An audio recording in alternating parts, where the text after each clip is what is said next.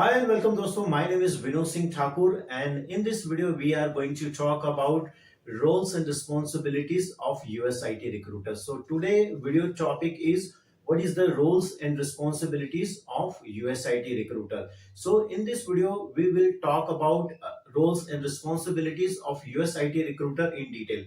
So friends, if you are a fresher candidate and if you want to become a USIT recruiter, suppose you joined as a USIT recruiter.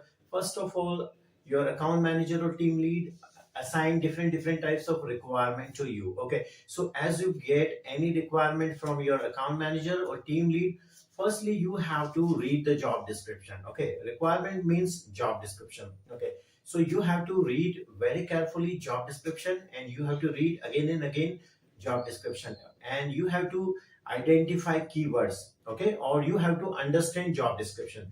So when you identify keywords, you have to make Boolean search string.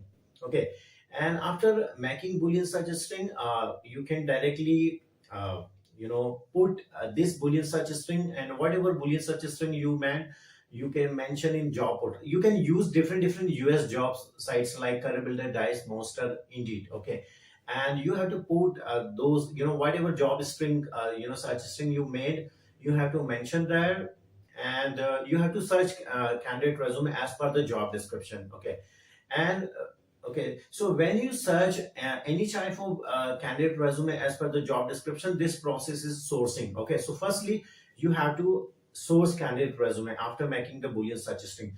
When you source candidate resume, so you have to screen candidate resume, means you have to check candidate resume as per the job description. And if you think you found good resume as per the job description, like skills wise, education wise, and experience wise, okay, so you have to send job description or first contact email to the candidate, and then you have to call the candidate. Okay, so there will be, when you call the candidate, so there will be two types of conditions.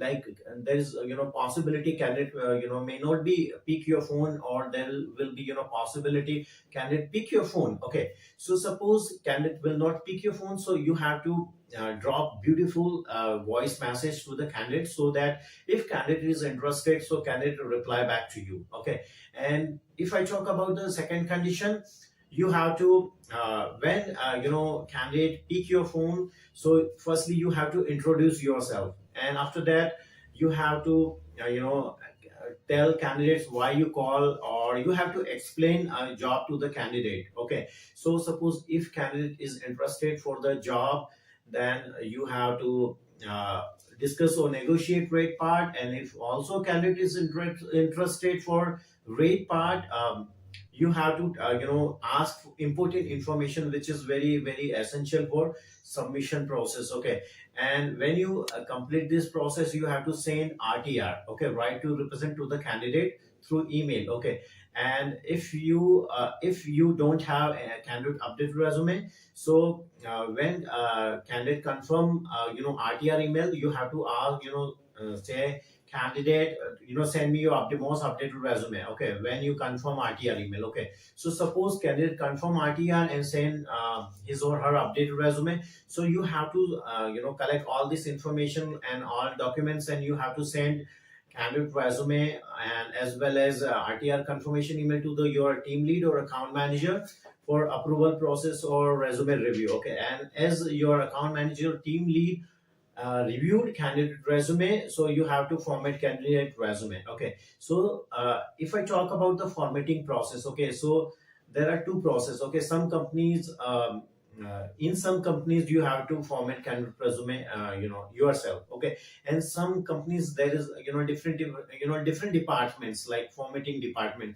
So in that department, but professional format your candidate resume. Okay, so you do not need to format candidate resume. Okay, so it's up to the job, companies to companies. Okay, so you have to send all the documents and information you have collected during the calling, when you call the candidate, and whatever information you collected from the candidate side. So you have to mention there like full legal name, full address, and candidate availability for interview, candidate availability for job, and why candidate want to join this, and why already is it possible, like candidate already left the job or candidate not working. So you have to mention the reason, okay, and you have to mention last four digit of social security number, and partial date of date in month, okay, partial date of birth, and you have to mention candidate education details.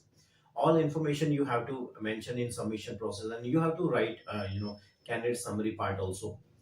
And you have to send submission email to the account manager or team lead, okay. So your account manager or team lead will submit your candidate resume to the client. After submitting your resume to the client, okay, so client will review your candidature, and if client like your candidate profile, client requested for interview. So when you as you get interview from client side, so you have to call the candidate, and you have to also confirm candidate interview availability, okay. And you have to also schedule prep calls, and after prep calls when before the interview, okay, you have to call the candidate, and also you have to remind the also interview process, okay. After interview, if client like your candidate profile, he may release or offer job. And after offering, if you get offer, you have to also assist onboarding